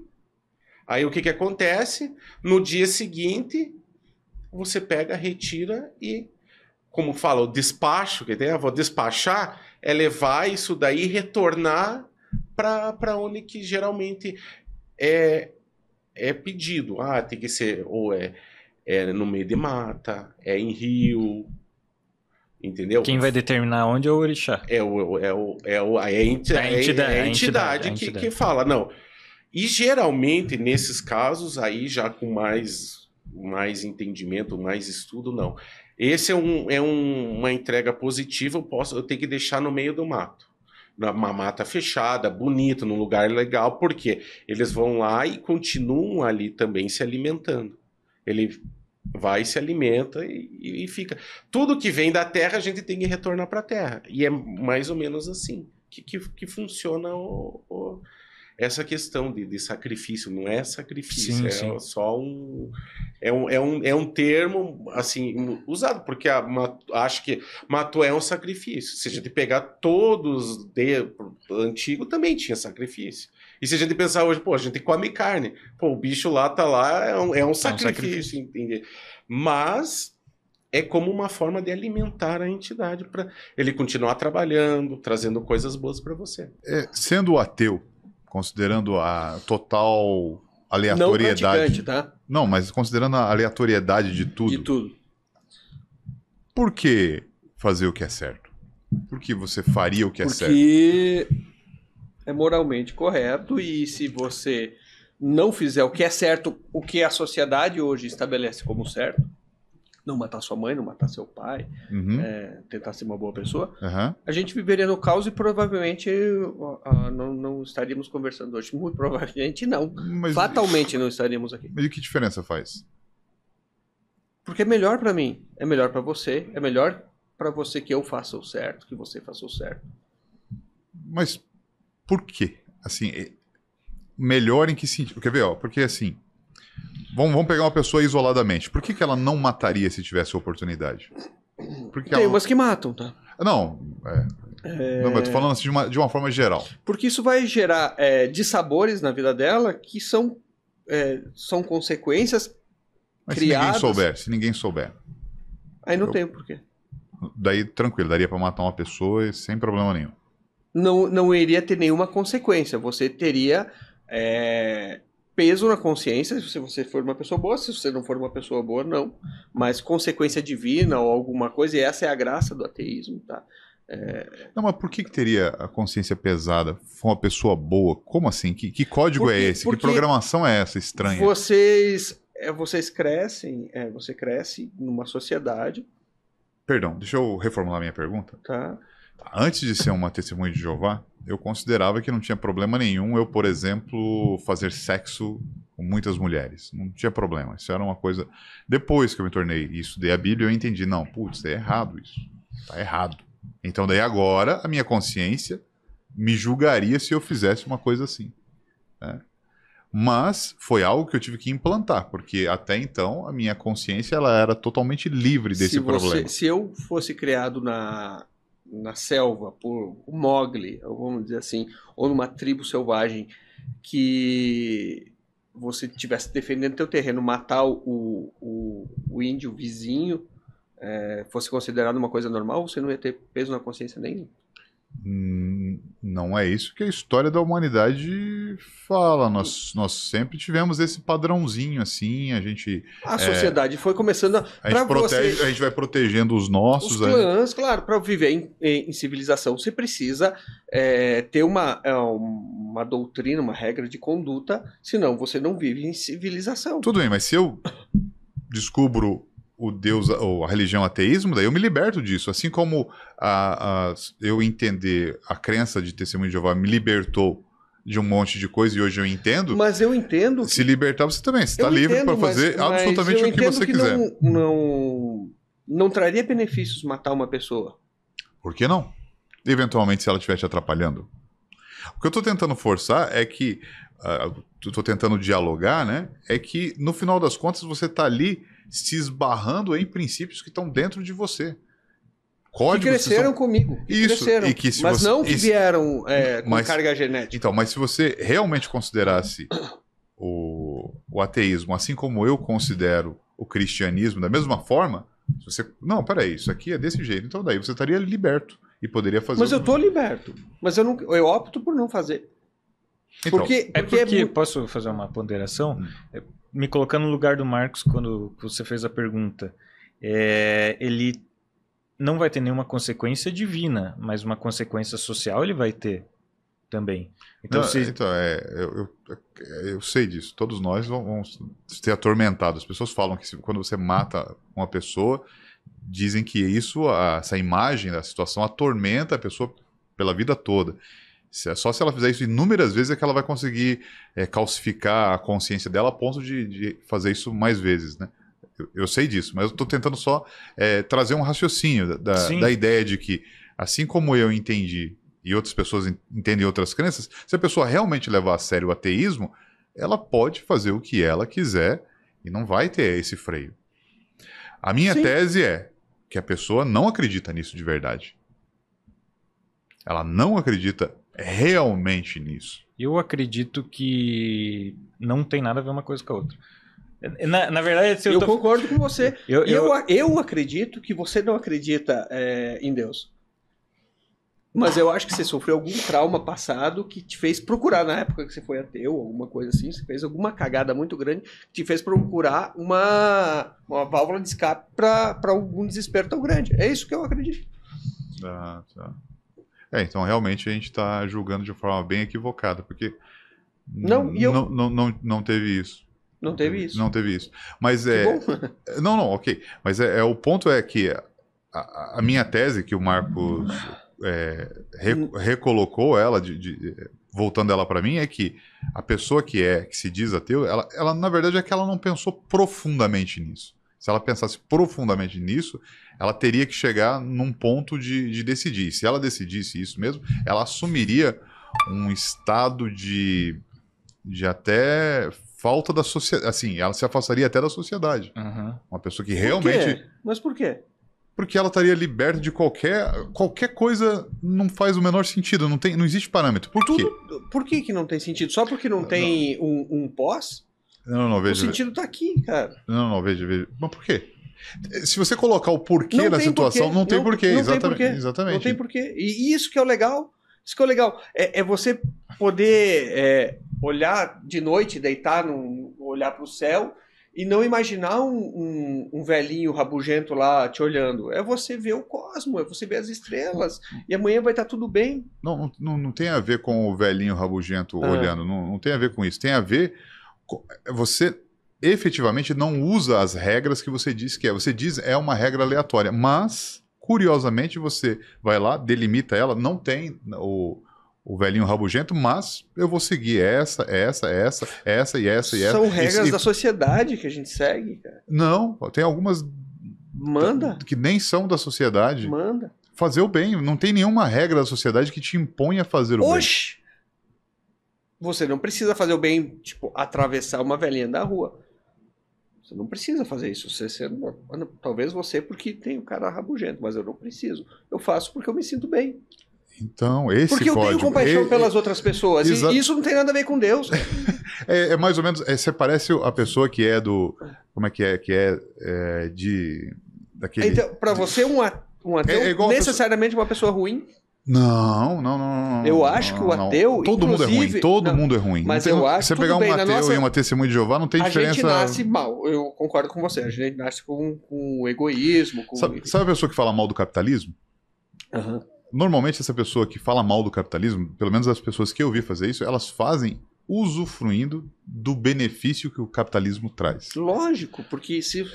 Eu vejo a mesma coisa, você diz, não tem absolutamente nada esse negócio de Deus, mas, curiosamente, eu vou seguir todas as regras, eu só vou dizer que não existe, mas eu vou seguir todas as regras. Simplifique, cara. Ser bom, isso é um código que está dentro da gente. Quando a gente faz o bem, a gente se sente bem com isso. E a gente busca isso, a fazer isso. E isso é uma regra divina. Isso libera algum hormônio na gente e legal. Mas não concordam comigo que isso é uma evolução espiritual? Não. Isso é hormônio. É hormônio, que faz bem. Tá, Isso, se você fizer, se você fizer o bem genuinamente, você vai ser, eu não sei qual é o hormônio exatamente, mas você vai ser descarregado com um hormônio que vai fazer bem a você, vai fazer bem a pessoa que você ajudou. Se alguém souber daquilo, ela vai ter uma descarga daquele mesmo hormônio, que eu não sei o nome, e todos vão se sentir bem. E não tem nada de espiritual nisso. Quer dizer, no sentido mas energético. o Marcos deu o exemplo de você pegar e atravessar a velhinha. Uhum. Desde quando você aprendeu você tem que atravessar a velhinha na rua porque vai fazer bem? Não, então, Isso foi, tipo, é uma coisa imposta. Não, então, o curioso desse fenômeno, que isso que eu entendo que é a programação, é que dependendo da motivação que te fizer levar a velhinha para outro lado, você não vai se sentir bem. Se você fizer aquilo porque alguém está olhando, você não vai se sentir bem.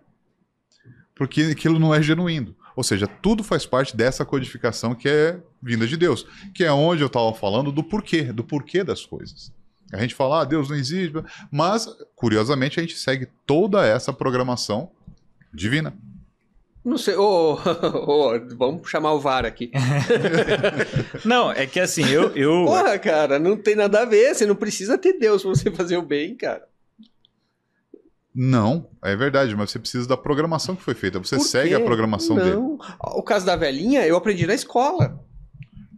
Tudo bem, mas... E eu acho um saco atravessar uma velha da coisa, mas eu faço porque coitada da velha.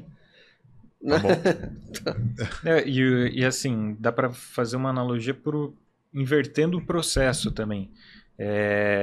Deus criou a gente ali, tem a programação e a gente se sente bem porque isso está intrínseco. Né? Mas também a sociedade, a gente pode ver de uma maneira que nós criamos Deus. E nós criamos as regras, nós criamos a nossa maneira, a nossa conduta. O nosso Deus. E nós dissipamos não, mas a gente transmitiu os princípios, os valores como sendo certos e aquilo vai seguindo. Pode ser visto por essa maneira também. Então, por isso que eu acho que não tem nada a ver. Na minha opinião, não tem nada a ver essa questão da programação. É uma questão... O ateu, ele não vai descaralhar. Ele vai fazer aquilo ali da maneira... Porque ele se sente bem para ele e socialmente ele se sente bem. Porque ele sabe que vai ter consequências e ele foi instruído para isso.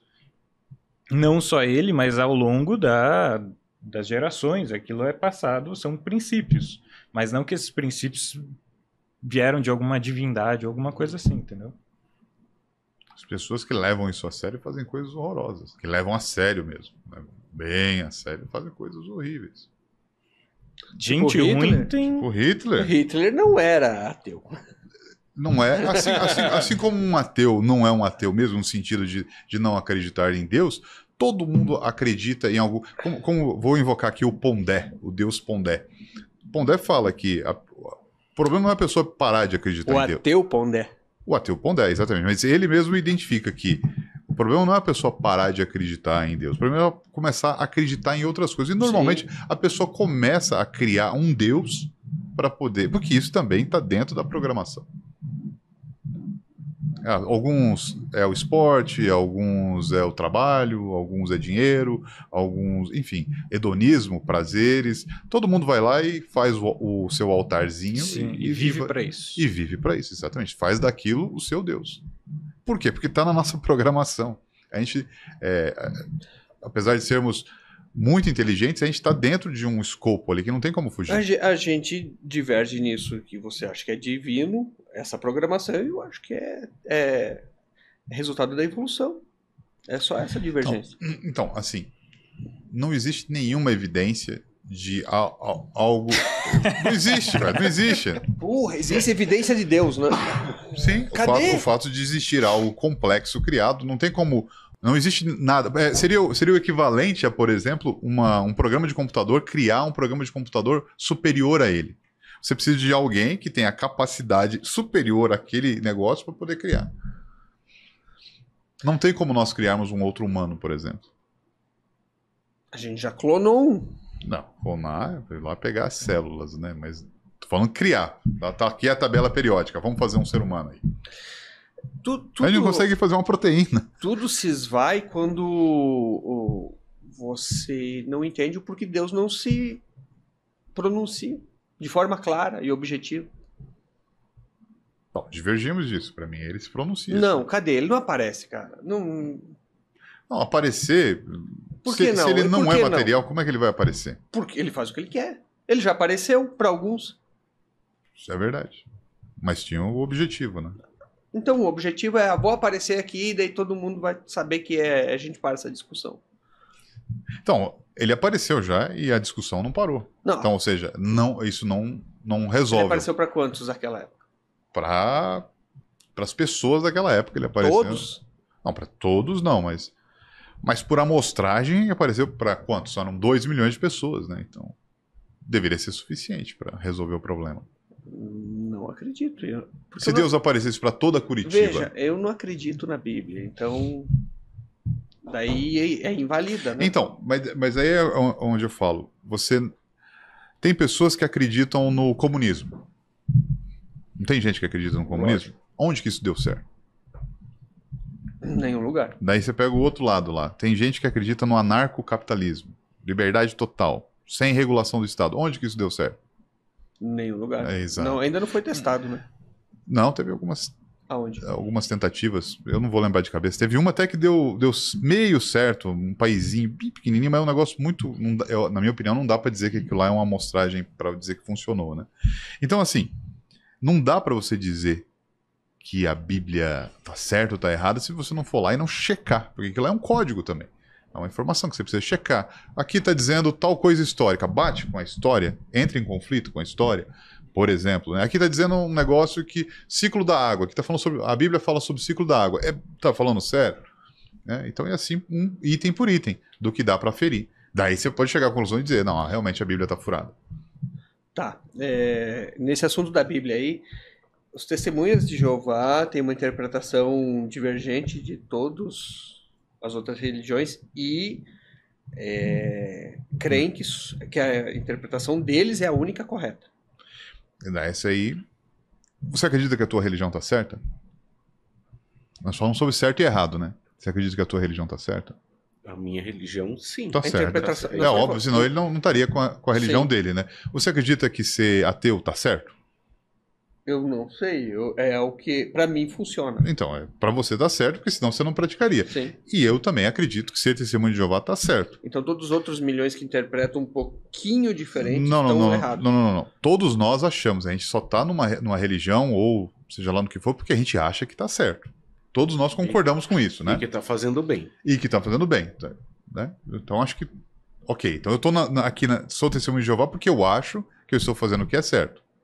Né? Todo mundo é assim. Só que o que eu falo é diferente do que o Leandro fala. Daí não tem como eu e o Leandro estarmos certos. Pode eu e o Leandro estarmos errados, é uma possibilidade. Uhum. Pode ele estar certo e eu estar errado, Sim. e o contrário. Então, se eu estou falando, e se eu estou na minha religião porque eu acho que é certo, e todas as demais falam diferente, em princípio eu vou considerar que as demais estão erradas.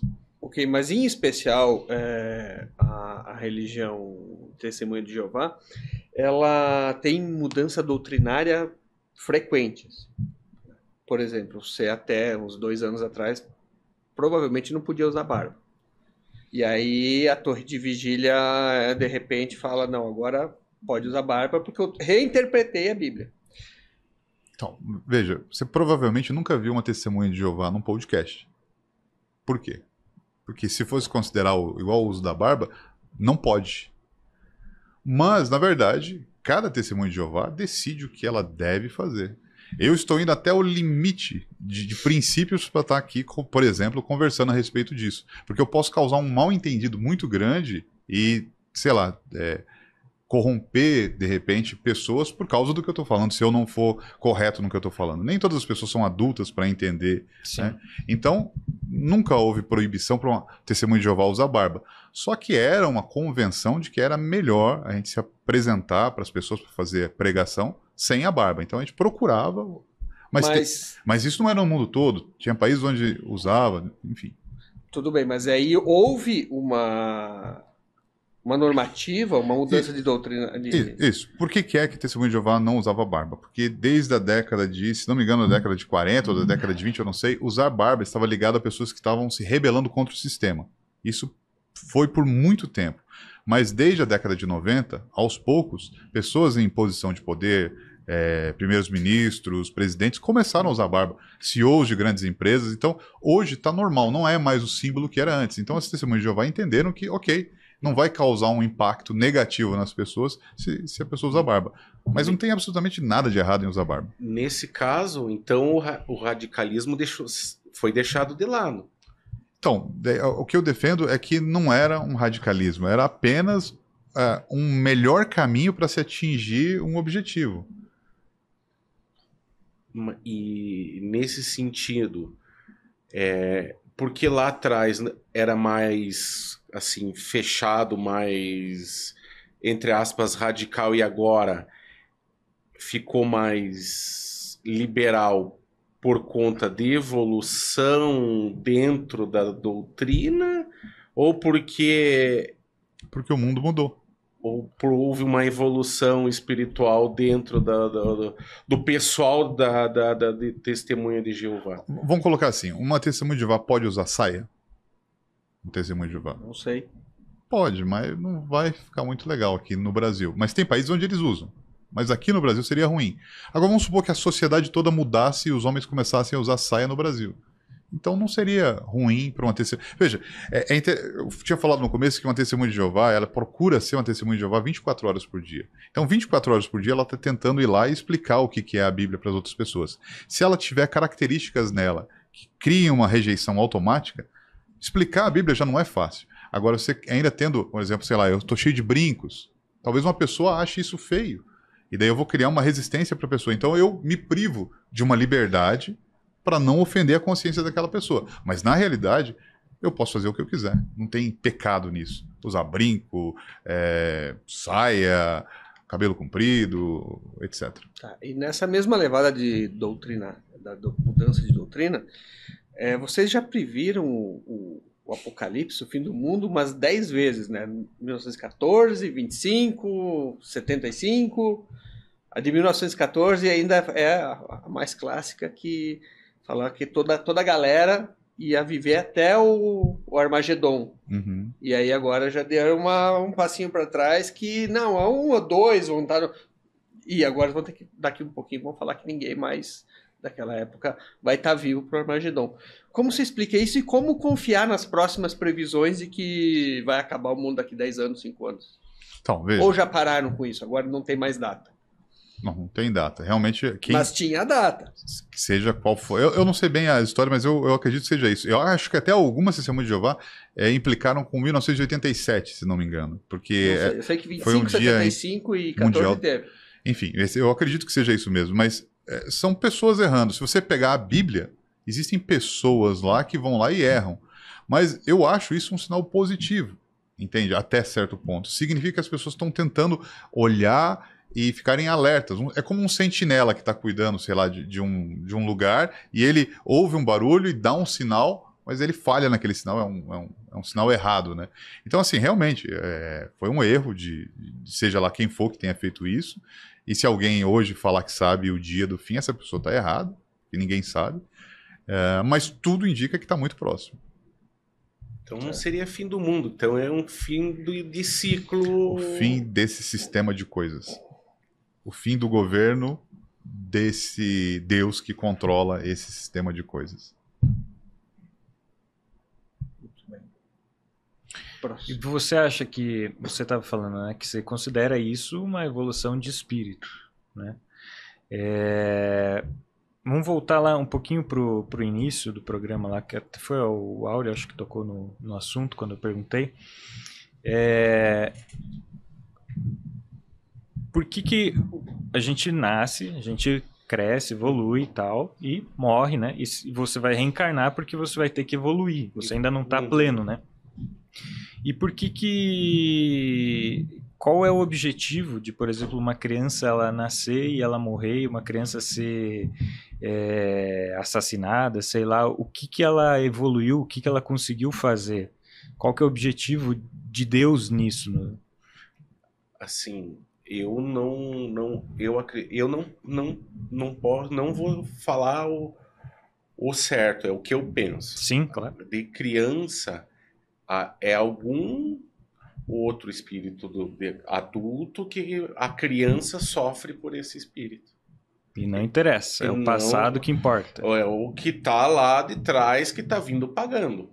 Até tipo, limpar-se de todas as dívidas de alguma coisa para entender o funcionamento. Então, a criança morreu ou foi assassinada, essa criança, o espírito dela está sendo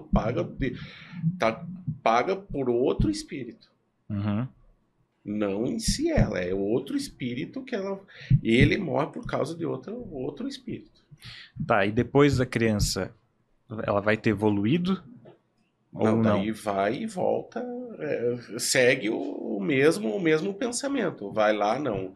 Agora, com isso pagou, então agora você vai começar a evoluir. Uhum. E na verdade o espírito de uma criança é qualquer um espírito que está esperando evoluir, que vai, e nesse sentido esse espírito tem que pagar por alguma coisa que ainda não foi paga. Uma dívida, alguma coisa que aconteceu no passado, então ele paga por isso. Ela está sendo cobrada ali na vida dela. Isso. Uhum. A consequência de alguma coisa que ela fez lá vidas passadas, alguma coisa assim. Uhum. Ô, Leandro, você tem um filho, né? Tenho. Se esse teu filho tivesse à beira da morte e para ajudar a salvar ele, você teria que fazer alguma coisa que afrontasse teus princípios religiosos, o que você faria? Você salvaria teu filho e não tivesse outra escolha? Ou é um ou é outro? Ou manteria teus princípios religiosos? Não salvaria meu filho. As testemunhas de Jeová normalmente não salvam os filhos. E eu queria saber o porquê.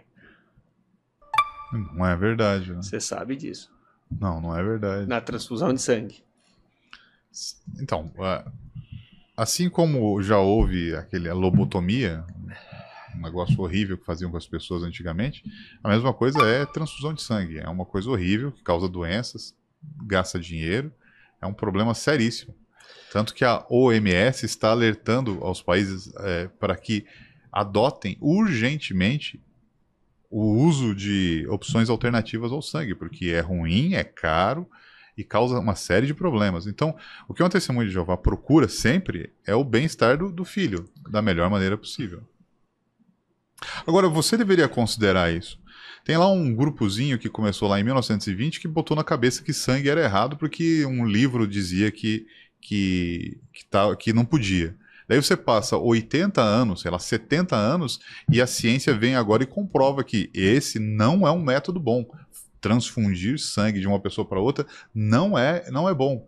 Pode causar de cara o choque anafilático, que leva a pessoa à morte, e sem contar transmissão de doenças. Quantas pessoas não morreram na década de 90 com a AIDS por causa que não havia ainda o controle do sangue, pessoas que pegaram AIDS e outras doenças, hepatite. Enfim, a transfusão de sangue é um grande problema para a humanidade. Áureo, desculpa, mas essa aí, cara, esse sabonete que você dá é difícil. Quantas pessoas foram salvas com transfusão de sangue? O número de pessoas que morreu e o número de pessoas que foram salvo, sei lá, se você procurar no Google, talvez tenha essa informação, mas deve ser abissal a diferença. Deixa eu falar. Choque anafilático pode ocorrer se você não souber qual é o tipo sanguíneo da pessoa. É muito difícil. Com o mesmo tipo de sangue pode acontecer. Se você for hoje em qualquer hospital que tem aqui, quando você está fazendo uma cirurgia, os caras botam sangue porque precisa filtrar. E não é um processo caro. Pare. É um processo caro. É um processo caro. A pessoa doa muito o sangue, caro. Você guarda muito caro. Muito caro. Teve um país, um hospital especificamente, que investiu 10 milhões de dólares. Depois de 5 anos, tiveram uma economia de 100 milhões de dólares. E nós estamos falando de sei lá quantos anos atrás, porque optou por fazer o uso de métodos alternativos. Economizou dinheiro, a mortalidade caiu e a recuperação foi mais rápida. Remontemos, eu concordo com você que se existir outra opção, legal, mas remontemos a 1950, 1960, que não tinha medicina competente o suficiente. Vocês já estavam negando sangue pro povo. Eu não sei desde quando acontece esse entendimento. Eu não sei nem de quando a transfusão de sangue começou na Segunda Guerra. Eu realmente não sei. Tá, mas foi em tempos que o Testemunho de Jeová sempre foi contrário. E não existia. Se hoje existe ciência para substituir, eu creio que não, tá? Pelo menos não em larga escala. Existe. E essa teoria da conspiração da indústria farmacêutica... Falando nisso, hoje, eu acho que teve a votação no Supremo Tribunal Federal sobre se o SUS vai bancar o tratamento alternativo de não sangue para testemunho de Jeová e para quem quiser, para não testemunho de Jeová também. Agora, se não me engano, aconteceu hoje o julgamento. Mas aí eles estão fazendo se bem que do STF não se espera muita coisa, mas eles estão fazendo uma concessão que provavelmente mais cara, precisa... Mais barata. Tá, precisa ter... É que se fosse mais barata já tinha sido aceita. Então, precisava de mais médicos entendidos aqui para debater com a gente, mas não me parece plausível que exista... porque vai na mesma linha que já existe um remédio para cabelo branco e a indústria farmacêutica esconde isso. Eu não consigo engolir, ou carro movido a água, sabe? E que seja uma solução mais viável, mais barata para a humanidade e está sendo escondida só para a indústria farmacêutica lucrar. Não acho que chegue a tanto. Tá, mas as experiências estão aí, dá para procurar, tá bem documentado. Mas, e vamos numa situação hipotética. Tá, hipotética. Existe tudo isso, tá bom. Mas o sangue também pode salvar. Tá bom, pode salvar, vai. Tá, existem situações onde ou a pessoa coloca sangue... O tubarão mordeu a perna da sua filha e tem uma... É raro, mas tem. E aí? Ok. Então, eu gostaria de dizer que eu sou forte espiritualmente, daí o suficiente para dizer que se exploda tudo, eu vou, né? Mas eu realmente não sei. Eu não sei... É um limite extremo. É um negócio que dá até um ruim só de pensar. Assim como se... Deus me livre, pegasse tua filha, alguém pegasse e fizesse mal pra tua filha, você provavelmente mataria o cara e não sentiria muito remorso. Talvez um pouquinho. Eu não sei dizer, mas eu realmente acho, como eu tive já filhos, né, bastante filhos, e eu errei principalmente nos primeiros filhos, né, então eu acredito que hoje, para defender um filho, realmente eu acho que eu iria até o limite, penso eu, né. Mas veja, mas não precisa ir tão longe. Se eu ficasse numa situação com uma mulher que não fosse a minha esposa, numa situação de intimidade, por tempo contínuo, eu também não sei se eu iria conseguir aguentar os meus hormônios e se eu não iria, se eu tivesse a oportunidade, ter relações sexuais ilícitas com ela. Eu não sei. E é uma coisa muito mais simples do que colocar a vida da minha filha em risco, por exemplo. Existe né? Então, testemunha de Jeová gay? Eu acredito que não. Seria uma incoerência em termos, né? Mas até então era uma incoerência em termos um católico ser gay. Então veja. Liberar.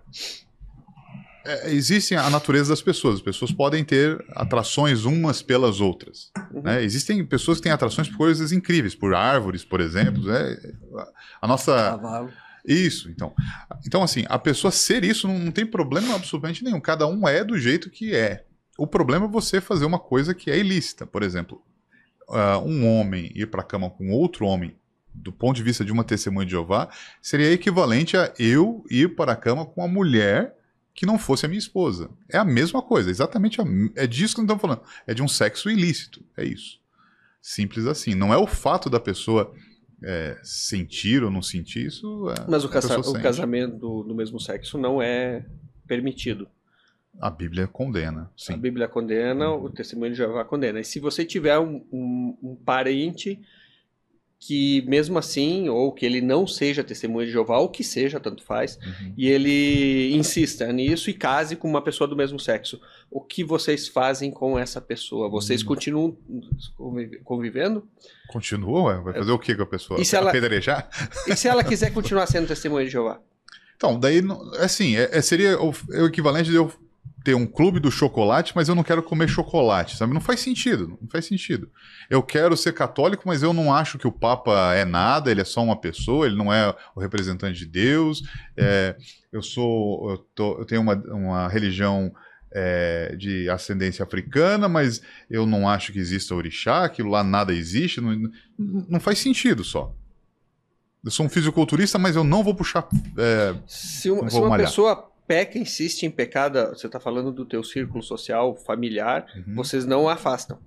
Vocês não a isolam. Então, veja, uma testemunha de Jeová, se uma pessoa é testemunha de Jeová e ela faz um pecado grave, por exemplo, se ela vai lá e rouba, né? Ela vai lá e ela é alertada aí nas autoridades, explicar o que ela fez. Se ela não fizer isso, ela é expulsa. Ela deixa de ser uma testemunha de Jeová. Qualquer coisa que seja um pecado grave. Estou falando roubar, matar, no teu círculo social, no seu círculo familiar. Teu filho é testemunha e rouba. E ele continua roubando. Vocês o afastam? Afasta ele de ser testemunha de Jeová? Da família. Vocês não, da família não, mas dele ser testemunha de Jeová, sim, ele não vai poder da família, não. participar. Não, ele vai continuar morando na minha casa, eu não vou expulsá-lo de casa por causa disso. Ok. E a respeito das mulheres, como vocês veem a questão das mulheres ocupando cargos de gestão em empresas? Sem problema nenhum. Problema Só que uma testemunha de Jeová não ocupa cargo político, nem de síndico. Por quê? Tem várias coisas envolvidas, mas entre elas, imagine que eu sou, por exemplo, um bolsonarista ou eu sou um petista.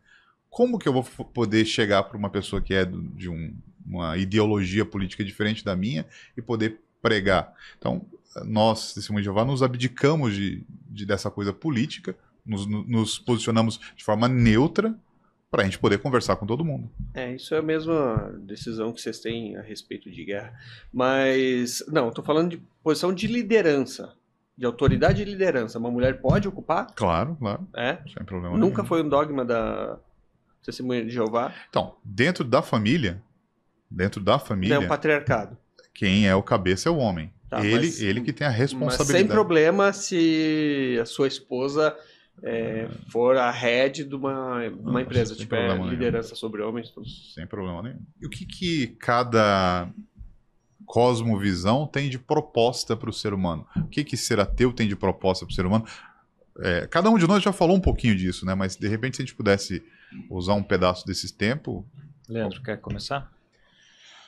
Os dois, tanto a Umbanda quanto o Candomblé, prega a fraternidade, me faltou a palavra, o amor em si, a caridade, a humildade e sem ser discriminatório. Então é esse que é o que permeia as duas religiões. A caridade, o amor ao próximo, a humildade e sem ser discriminante, né, nesse assunto. Então, fazendo isso, ótimo, legal, beleza, mas é aquilo. Sempre seguindo o certo. Porque se você fazer o errado, você é cobrado. E a cobrança vem forte. Então, eu acho o plano de Deus extremamente interessante, né? A proposta dele de fazer com que a gente não morra mais, a gente pare de morrer, a gente pare de envelhecer e que a gente possa, se a gente perdeu alguém na morte, a gente possa reencontrar e não, eu falo isso sem fazer, né, bem respeitosamente, mas não em nenhum outro plano, mas nesse que me parece ser o lugar que a gente vive. Eu não consigo imaginar de outra forma se não for respirando, se não for me alimentando, se não for, enfim, fazendo todas as coisas que um ser humano faz. Eu acho a vida fascinante. Acho horrível a situação em que a humanidade está, mas a proposta da vida ela é fascinante. A proposta biológica de vida é fascinante. E se você considerar que você vai ter uma eternidade para aprender coisas, estudar coisas, e as pessoas que eventualmente morreram poderem voltar a viver e entender isso, eu acho isso... Eu não consigo imaginar nenhuma proposta melhor que essa. Sim.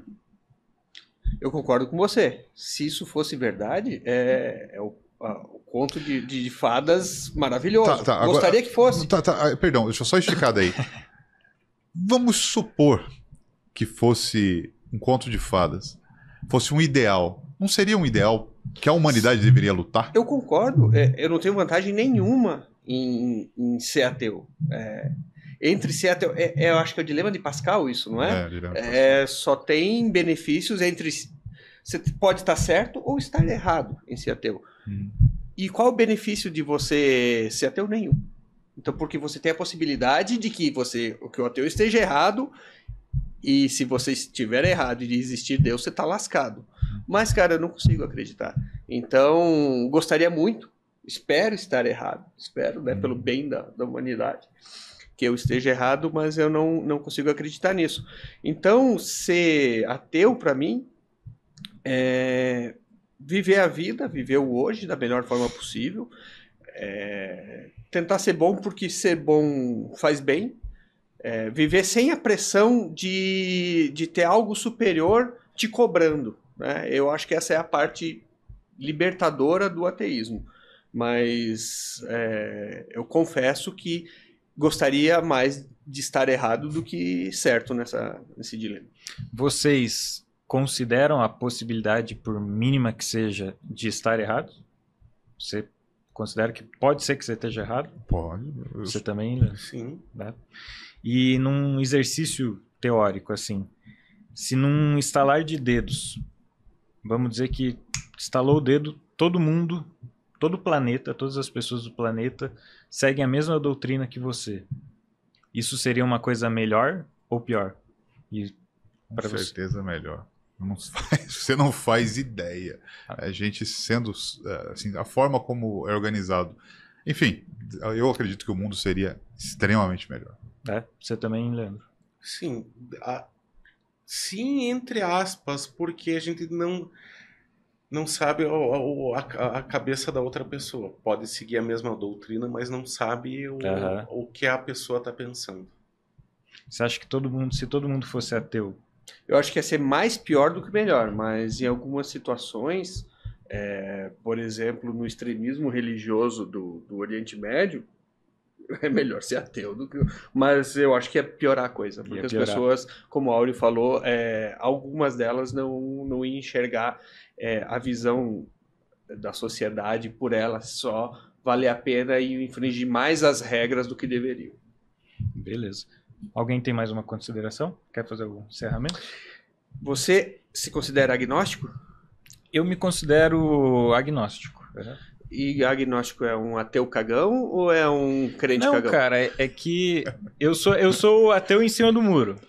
Tipo assim, não é que eu sou ateu, mas eu considero a possibilidade de Deus existir. É mais ou menos o que você considera a possibilidade de estar errado. É mais ou menos isso. Mas eu assumo isso. Então eu não falo que eu sou ateu. Mas eu assumi também. Não, só tudo que eu bem. acho que eu tô certo. Saindo, né? Do armário aí, pessoal. Olha só. Não! Cara, seria muita soberba falar eu sei que ele não existe. Exato. Você também não sabe que está certo. Exato. Então por isso eu me considero agnóstico. Porque para mim, é aquilo que eu já falei até para vocês e tal. Eu não consigo provar que Deus existe. Eu não consigo provar que Deus não existe também. É uma faca de dois gumes. Então leva a vida do melhor jeito que você puder e bola pra frente, né? Exatamente. No final, todos nós estamos fazendo uma aposta com a nossa própria vida, né? Todos nós estamos analisando a situação e estamos apostando, só que a ficha é a nossa própria vida ali. E eu não ganho. O meu jogo é perde ou perde. Né? Exato. Jogo ruim. Mas é libertador.